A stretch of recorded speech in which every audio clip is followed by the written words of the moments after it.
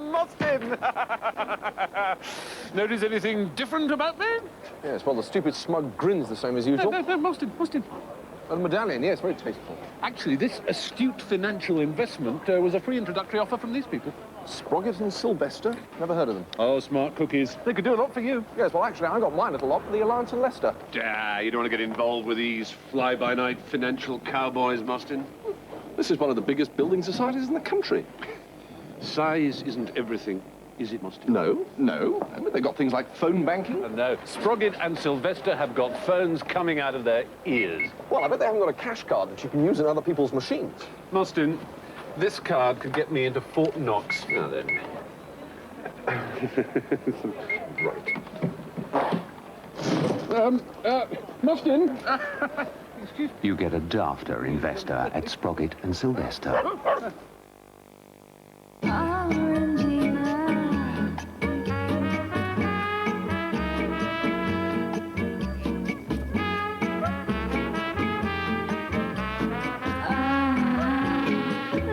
Orangina, capture the refreshing taste. Orangina. This is the latest British gas kitchen with fully fitted carpet, running water, plenty of storage space, a good larder, and here's the cooker. With instant heat and adjustable flames, it's now as easy to cook outdoors as it is inside. We can even supply you with a silvery moon. For more information on British gas barbecues, gas lights, and other outdoor products, the natural place to go is your British Gas showroom. Gas, the heat of the moment. A beer with no lingering aftertaste. Think about that the next time you're having your usual with a pickled egg. Mummy, why are we stopping? We're breaking down, darling. Oh dear. How are we going to get home and how's Barney going to get home? I don't know. But we know a man who does. If one of our female members breaks down alone, or with children, we'll go to her first. Daddy says you're a very nice man. A very, very nice man.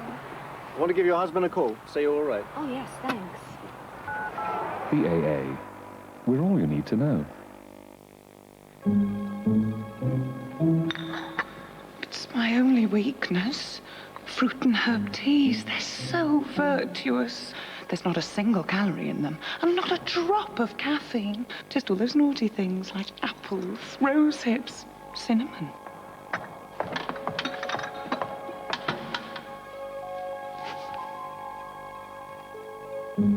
Fruit and herb tea from the London Herb and Spice Company. Pure wickedness. It's more powerful than a BMW 520i. Can you think of a safer place to put a turbo? Get on board for Deep Heat 10. The coolest dance album with the hottest hits. Deep Heat 10, The Awakening.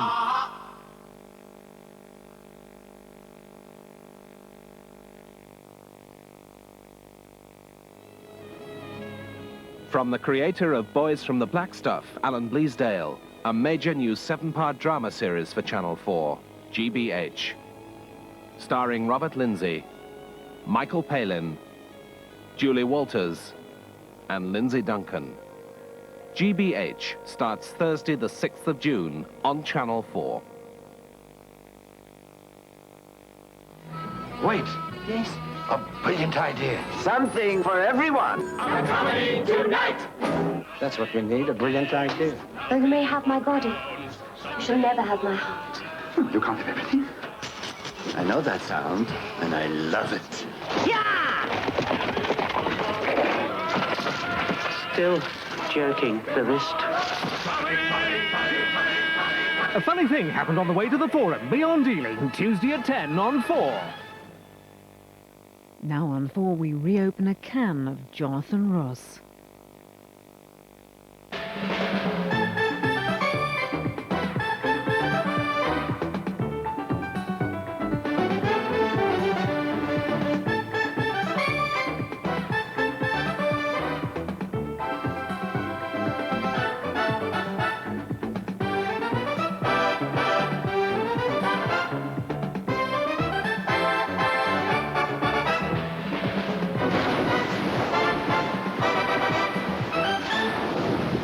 welcome to the show. Thanks for joining us on this beautiful sunny day here in Cannes for the Film Festival 1991. This is the last show we're doing here from Cannes. As you can see, boy, we're going to miss it. We're going to miss walking around on a boat, turbulence, people leaving, jumping over the side just to get away from the rocking motion. But fortunately, we've still got a first-class show this evening. I'm going to be chatting later on to Kylie Minogue and to the director, if the weather clears up a bit, the director of the Madonna documentary, Alec Keshishian. He said he's only going to come on the boat if the rain goes away and the sun starts shining. So we're praying for good weather. But first of all, I'm chatting to a man who's been annoying the hell out of us all weekend. We have not been able to walk around without hearing this buzzing of planes going overhead as they promote his new movie. We showed you what was going on Friday. It's a Christopher Columbus film. There's like 30 old planes flying around advertising it. He's here to talk about it, Mr. Timothy Dalton. Hello, Tim. Hello, how are you? Jonathan. You enjoying yourself in Cannes? Yes, terrific, isn't it? Getting seasick. This is so unpleasant to be walking on this boat, isn't it? Now, is this your first visit out here? No, second. I came last year. And that was your holiday, or you promoting? No, I was filming a movie called The King's Whore. Do you like that kind of the work? Do you like going around and working up the press for these things? Well, it's tough, but, you know, it's got to be done. Yeah. What about this is fun. This it's certainly unusual, isn't it? So tell us about the Christopher Columbus project then. They're flying over all the time. Not at the moment, I would understand, but they are flying over all the time. Is that to help just raise awareness, or are they trying to raise cash for the project? No, that's showmanship. Can you hear me? That's showmanship. He has it every year. He's got 28 planes. You've seen him with all the banners. It's advertising. And when do you start filming that film? September. And this is Christopher... Now? I think we've started. Now, you know, I don't know whether this is the time to talk about this, but this is the movie you're going to go off and you're going to be spending a lot of time on a boat filming. Presumably looking forward to more experiences like this one. That's right. And we do have a hurricane at the end, so it's... And then there's another Christopher Columbus film being planned. There's been some press here. Ridley Scott directing, Gerard Depardieu starring. Is there going to be a kind of race to try and get one out first, do you think? I think there'll have to be. I mean, there shouldn't be, and it's a pity there are two movies, but, you know, that's the way it is. We just have to make sure ours is the best. Yeah, but I think the one that finishes first is probably going to be in the lead position. Well, you're a far better looking man than Gerard, of course, as I'm sure you're aware. I don't know about that. That's neither here nor there, though, isn't it, I suppose? What attracted you to the role? Why did you want to do it? It's a great story.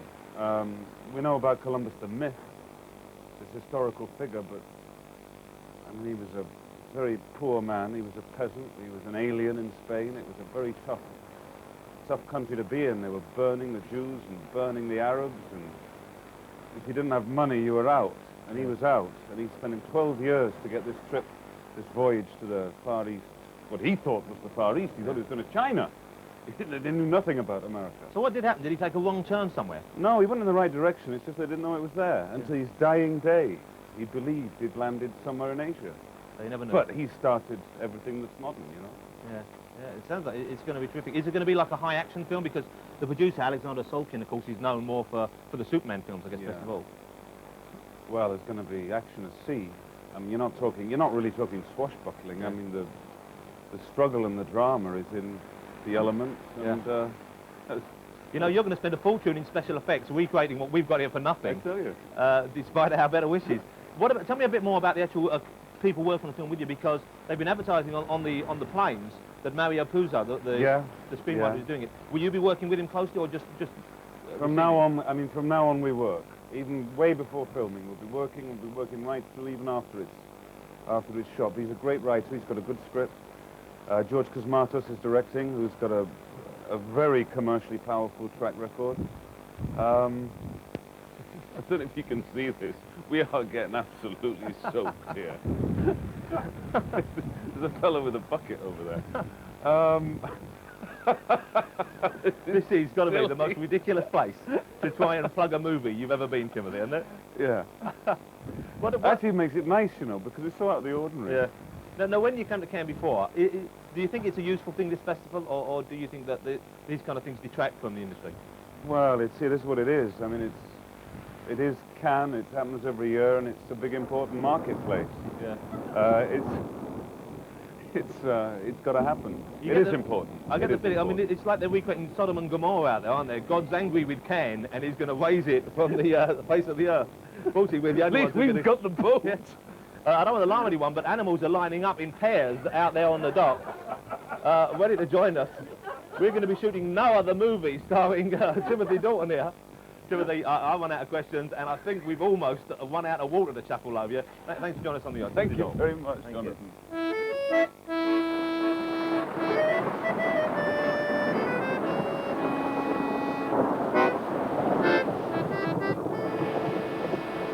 Well, you'll be pleased to know that despite the horrendous weather, we've still managed to lure a young, fresh, innocent Kylie Minogue on board the yacht. Hello, Kylie. Hi.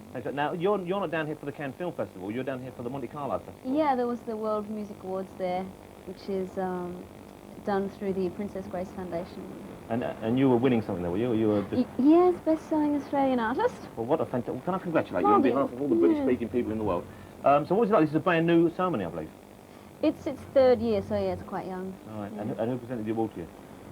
David Hasselhoff presented me with my award. David Hasselhoff of Baywatch, Knight Rider fame. Yeah. Huge singer in Germany. Yeah. You must have been knocked out to meet him. Well, I guess so. do you get impressed meeting anyone? I mean, I know you're excited about meeting me today, but I mean... I know, and especially to see your legs. My God, I can't believe it. Aren't they? I know. Timothy Dalton could barely keep his hands off 5 minutes ago. I think he was holding on to try and get something stable. Probably, yeah. Now, you live around here now, don't you? You have a house in France, is that right? Not in France, I don't. I have a place in London. Oh, I thought you'd moved to Europe, have you? No, I do spend quite a lot of time here, though. Yeah. Why is that? Just holiday? You like it, or work? I just like it. I was in Paris for a few weeks ago, and it's great because I can walk around, do what I like, and not get hassled too much. And presumably you come down south for the gorgeous weather. Yeah. So. Get that suntan. Now we're out here for the Cannes Film Festival. Of course, people remember you in The Delinquents. Some did very well for you out there. Are you making some more movies? Anything planned? Well, I've been saying for 2 years that I'm doing another movie, and so far I haven't. But at the moment, I'm reading 2 scripts. I mean, I'm generally reading scripts now and then, and I'm looking at an Australian one and an American one. So I would love to, but it's just a case of time and the right script. Well, let me ask you about your pop career now. I know you've got a new single out, and we're going to have a look at a clip of that in a minute. But you've changed your image radically. Everyone knows the last. I mean, I was looking at the "I Should Be So Lucky" video a while ago. And it's like a totally different person. I'm speechless. When I actually hadn't seen any of those videos for so long, and I dared to look at them the other day, and I was almost sick. But it's a very sweet little video. You're bouncing around in a little gingham skirt, very sweet. Skipping about. Yeah, I guess it's just in a few more years I will be able to look back on them with more fondness, but at the moment it's just quite embarrassing. So this sort of image change, are you deliberately trying to get a new audience, or is it just a sort of personal change? Well, most importantly, it's a personal change, and although everyone's talking about the change of image, that can't happen unless there's a change in me, so that's the most important point. But at the moment, I'm not exactly sure who my audience is because it's a transitional period. I don't think I've completely lost the young kids, but it is definitely changing. Yeah. Did you find yourself getting a bit bored without the fact that you were seen as the kind of like, really young kids as well? We're talking like 4 or 5-year-olds. Yeah, I would have little 2 and 3-year-olds, which is really sweet and nice, but I just had to, 3 or 4 years ago, my image was a girl next door because I was a girl next door, and she moved out and someone else moved in. And now you're a bit of a saucy temptress. Well, sometimes. Because the new video I saw was it's a bit on the shocking side. It is a bit, yeah. Which is I decided to, with the video before, with What Do I Have to Do, was such a major step that I figured I'd take a smaller step this time so as to play it a little safe. Well, let's have a little look at your promotional film while we walk around here at sea. Tell me.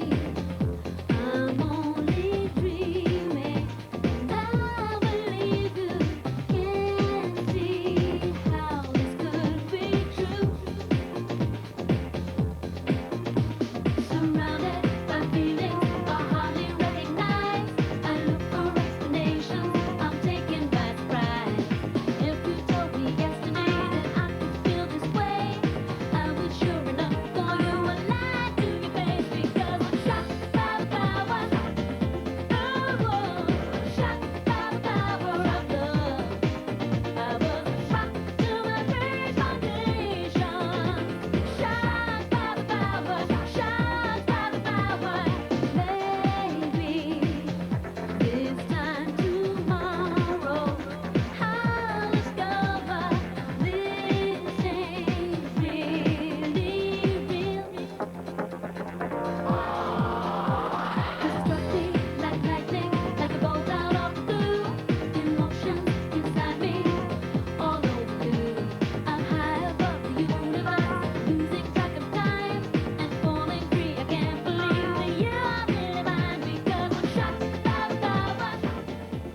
Well, yeah, no, we were talking about your image a second ago. Now, Madonna cast a kind of huge shadow over the whole festival. She really took away a lot of the publicity that it normally generates on its own. And her image is always something the press is talking about. She seems to wander around now wearing really nothing more than underwear. Are you going to push yourself that far? Are you going to go way out? I wouldn't put that upon people. And that's not, maybe not a good idea.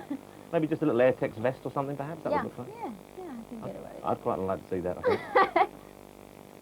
Only if you wear the same. Yeah, I don't think you really want that at all. Now, when I was in London a while ago, I was at an award ceremony, and I met your younger sister, Danny, who's still got a little bit of puppy fat, bless her, but looks terrific. Now. No, Now, it was very squeezeable. It is. She has this effect. She's a cuddly. So you're a bit leaner, you see. I'm kind of on the cutting edge. Yeah. On the ocean floor.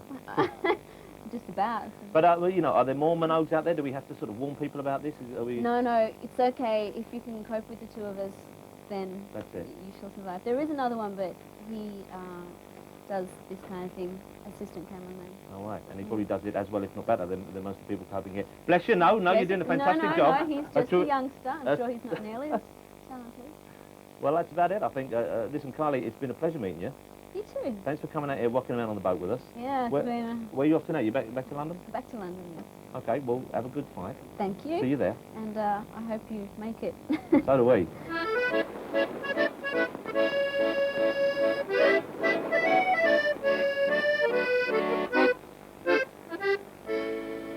Well, the weather is still absolutely shocking. I've left Kylie back there knocking down a little glass of rum to calm her stomach, and I'm going to have a chat now to the man who, personally, I'm going to hold responsible for all this rocking and rolling going on the yacht. We've moored our yacht at the end of his pier. He's the manager of the Carlton Hotel. The Carlton is the place, apparently, where everyone stays who's in the know, the best place to stay. Of course, we're not in it. We're around the corner in some old flea pit, but here he is, Christian Lafrance. Hi, Jonathan. Hello, Christian. Now, firstly, the weather. This is perhaps a little unusual for this time of year. You could have warned us. Well, I can't say we organised that for you, but actually, no, it's the type of weather, surprising weather we're having sometimes. A big storm like that on the Mediterranean Sea, but it gets clear very fast. And I must say, the Côte d'Azur, it's a very beautiful climate, and you can't judge us on this weather today. It's exceptional. It's all today beautiful weather, and actually it was not today because it was very nice this morning. So it was really a storm, a sudden storm. Well, we're hoping it will clear up in the next 5 minutes or so, because we have a guest who's only going to come on if it's blue skies. He's waiting up there. Who's staying at the Carlton at the moment? That's a place that all the top people stay. Who's actually staying with you? Well, we're having Roman Polaski, who is president of the jury, Mr. Bertolucci, Mr. Vangelis, Mr. Spike Lee, and many others. It will be a long list, actually, to name all the people. Now people are telling me that you have to book well in advance if you want to get into one of the top hotels. If I wanted to stay at the Carlton, when should I book for next year? Well, actually, it's already booked. You will have to start nearly over 1 year in advance, because the Carlton is really where the film market is happening. And 1 year on the other, the same people are coming, and they are selling their movie in the Carlton. So they're starting in the morning with breakfast, bottle of champagne, all the rest of it, and non-stop. Have you seen we are working very hard, very late? I mean, early in the morning, I would say. Let me ask you about the hotel itself. Now, people have been saying, especially the British people I've met out here, how expensive all is in Cannes. How much do you charge for, say, an average room at this time of year, and how much would your biggest suite cost? Well, it's all depends the time of the season. Actually, now we are in the high season, so our prices will run from 1,800 up to 38,000, which is our imperial suite. 38,000 francs per suite now. That's about £3,800 for what? That's for the week? No, for one night without breakfast. That's for a night with weather like this and no breakfast. No, I must say, we're having only one suite like that, because our real average price for a sea view room at this time of the year, it's around 2,000 francs. But during the low season and shoulder season, our prices are cutting too. So it's very, and the weather, it's very nice. No, don't judge us on this weather. It's gorgeous. No, we love it. No, don't judge us on this weather, please. But I must say that in winter, Cannes is absolutely beautiful. In fact, you British discovered Cannes, you made it famous. Yeah, and we brought the weather with us. One final question. The people you've got staying here at the moment, you know, the Spike Lee, Bertolucci, Roman Polanski, do they steal towels and stationery like the rest of us do? I'm sorry, I did not catch you. Do they sort of steal things when they go, like the towels and the cutlery? Do you have to keep an eye on them? Well, I hope to, because it's, I hope they bring a souvenir from the Carlton, that's what it's meant for. But actually, I just see Timothy Dalton, and I checked, he was not carrying anything like that. You gave Timothy Dalton the full body search. No concealed spoons? No. I'll take your word for it. Pleasure talking to you. Thanks, Christian. Thanks, Okay, well, you know, it does, although it's still raining, it looks to me like it might clear up just a little bit. If it does, we'll be chatting to Alec Keshishian, the director of Madonna's documentary, In Bed with Madonna, after the break.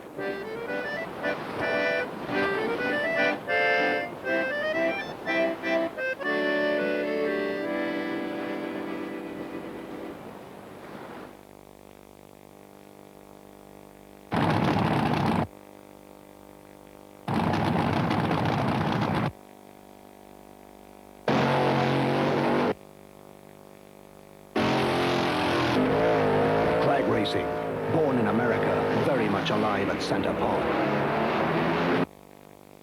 Look, I'm going to start out on my own. Yeah? Why not? Now's the time. Page 22. Just the job. The Allied Bank Holiday Bonus is on now. Save on Allied's great range of quality carpets, plus curtains, beds and suites, all with massive savings. It's Allied's Bank Holiday Bonus on now. Replacing all of this because of water damage might cost £300. Could I have prevented it? Yes, with Thompson's water seal. Repairing this water damage properly could cost me hundreds. Thompson's water seal would have prevented it. Brush Thompson's onto wood, brick or a concrete patio, and it penetrates to form a long-lasting barrier water can't get past. Now I can prevent water damage and save money with Thompson's water seal. Thompson's water seal, a great defense against repair expense.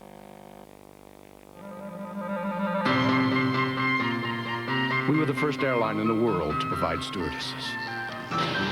The first to establish flight kitchens for meals. The first to fly 1 billion passenger miles in a month.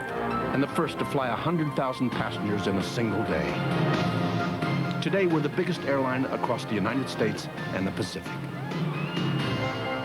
Now we're flying out of Heathrow, direct to major U.S. cities and to 200 more beyond. We are United Airlines. Be the first to fly our friendly skies out of Heathrow.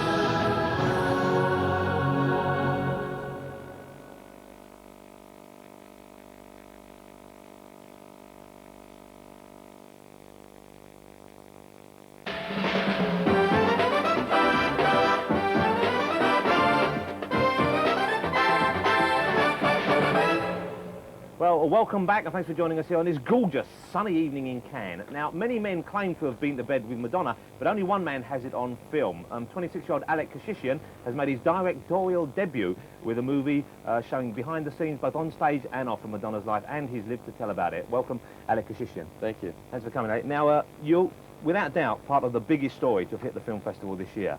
I mean, it's been a real circus around the whole Madonna thing. How does it feel to be part of that? Are you exhausted by the attention?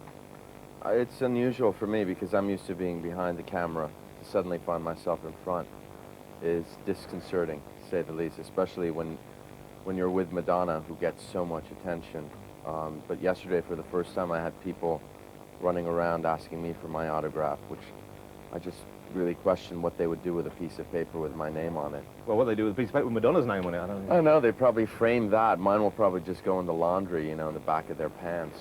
Now, so how did Jesse get the job? Because obviously it's a huge project. I mean, this movie's starring probably the biggest star there is in the world today, and you're just 26 years old.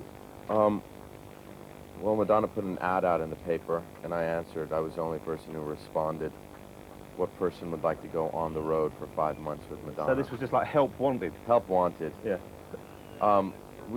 She actually just called me. It was almost as silly I was sitting at home one afternoon working on a music video idea for a singer who was then unheard of named Mariah Carey.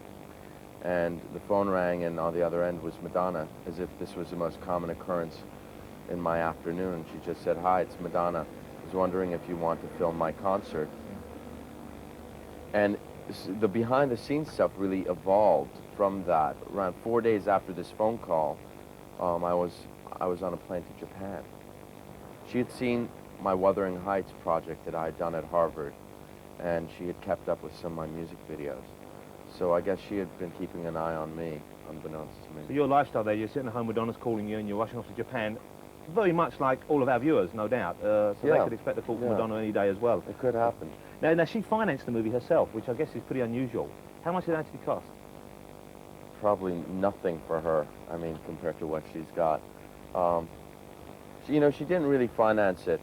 She began financing it, and then at a point in the filming, the movie itself was sold. So what she did, in a sense, was she acted like a bank. She gave the loan until the movie was bought by the studios that then decided to distribute it. And so what did she hope to achieve? She just wanted a good concert film, or was she trying to be revealing about herself? No, initially she just wanted a concert film with behind-the-scenes stuff. And she said, you know, do you want to go around the world and you will shoot the concert and then you'll do the behind-the-scenes? And I thought, it's funny because as much as that might be a fantasy for somebody, when you really get right down to it, the idea of, you know, schlepping around the world with a suitcase and just shooting people getting on and off buses is remarkably boring. And my career was doing well, and I didn't want to do that. So what I told her was, look, I'll do the concert, but as far as the behind-the-scenes stuff go, if you just want that typical sort of slow motion, you getting out of a car with paparazzi bulbs and your dancers getting off buses, I'm not really interested. And she said, well, what would you be interested in? And I said, well, to make the sort of movie, sort of documentary that I would want to sit in the theater and watch. Which is basically someone sucking on a Coke bottle. That's right, absolutely. And other things. No, I think it was just, you know, to get the access and to make sure that I was directing this thing and that she wasn't directing me. So I asked her for complete access and final cut, and I really thought I had talked her out of giving me the job that way. Yeah. And instead, the next day she came back and she said, okay, let's do it. Do you think, is it then, do you feel an honest picture of her on screen? Yes, I do. I think it is honest. I think it's tremendously honest. I think we're so accustomed to seeing fiction film and accepting that as truth that there are elements in this movie now that fight against what we've come to understand as truth and honesty. And the old saying that says, you know, sometimes truth is stranger than fiction, I think certainly applies in this movie. People who know Madonna well would say this absolutely captures the way she is. Now, whether or not she spends her entire life acting, that's a different question. Yeah, because there is, a lot of people have said maybe that she's always performing, she's always on. That's true, but I prefer to almost reverse that and say, you know, take someone like Hemingway. Was he living the life of his characters, or were the characters, you know, born from him? And so, in other words, what I'm saying is, perhaps Madonna isn't performing at all. Perhaps even when she's on stage, she's just extending the way she is off stage. Just a larger-than-life gal. I think that she's got a viewpoint on life that's fascinating because it's outspoken to a certain degree, and I think she carries it over onto the stage. So really, it's a chicken and the egg question. Which came first, really? You know. Well, let's have a look at a clip of either the chicken or the egg. We're not quite sure which. From the movie Madonna in Bed with Madonna. I'm so desperate. For what? For some fun. What It's all fun work. do you have? Well, this is fun to me. Well, then, I mean, all I do is hang out with everybody in the show. After a while, it gets boring. Who do you want to meet next? Who do I want to meet next? Who would really blow you away? I think I met everybody. Let me ask you about the actual style of the film, because all the concert stuff is shot in colour, and then all the kind of backstage, the really personal stuff is in black and white. Why was that? What were you doing there? Well, we felt the black and white could hide her zits better, and the bags under her eyes and stuff. Black and white actually is a far more flattering stock when you're in unknown lighting conditions. In color, you have to worry about color temperature. So I'm giving the unartistic answer to that because I know the metaphor, I think, is pretty obvious. So that, you know, metaphorically, it's the color, the theatricality of stage, and then somewhat rawer and hopefully more real life behind the scenes. But does she have a lot of zits? No. Do you see her without a makeup much? I mean, did you hang all over? the time? And what is the difference? In the there? movie, I mean, in the behind-the-scenes stuff, a lot of the time she has no makeup on. I mean, you see it. She's not. This might be surprising. She's remarkably not vain about the way she looks. I mean, the first time I shot something with her for the behind-the-scenes stuff, I went to great lengths to light it. You know, I thought, God, I have to compete with Vogue and express yourself in these videos that cost millions of dollars to make. And so I went to great lengths to light something, and she came and she moved her chair around a foot. And I said, well, Madonna, you just went out of the light. And she said, listen, I told you you could film everything. I didn't tell you that, you know, I had to sit everywhere you told me.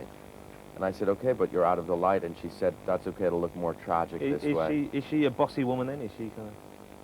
She is a bossy woman, but she does not mind if you boss back. I mean, she is a control freak, but then so was I, and I think that made for a good working relationship, because once we got through our initial fighting, she got to a point after Japan where she let me do whatever I wanted, which I think is the most shocking to most people. Well, the movie I know opens in the UK in July, so good luck with it. Are you going to put it behind you and come back maybe next year with a new project, a new film? Absolutely. As soon as they let me out of the asylum, I will be back working. Thanks for talking to us. Thank you, you. Alec Keshishian. Well, that's it. All we got time for. I'm afraid we're now heading away from Cannes, back to the gorgeous confines of London SE1. So join us again on Wednesday for another show without the sea, without the rocking motion, but with, of course, me and some guests. See you then.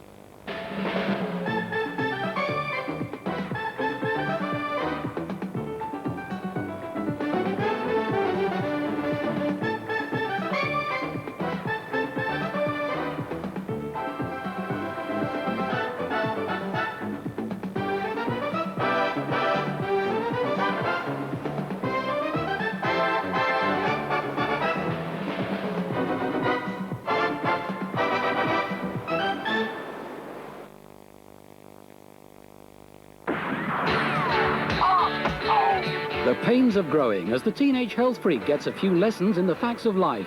Tuesday at 8:30 on Channel 4. Extra, extra, see all about it. Terror in the streets, axe murders, madmen, fingers at the window. Don't miss it. After the break. Tomorrow night, Bundu boy Biggie Temple meets Billy Bragg and others in a quest for the real music of England. At 8 o'clock in Adventures, the last navigator from the island of Satawal in Micronesia celebrates the art of sailing for survival between some of the most remote islands in the world. Tomorrow night on 4.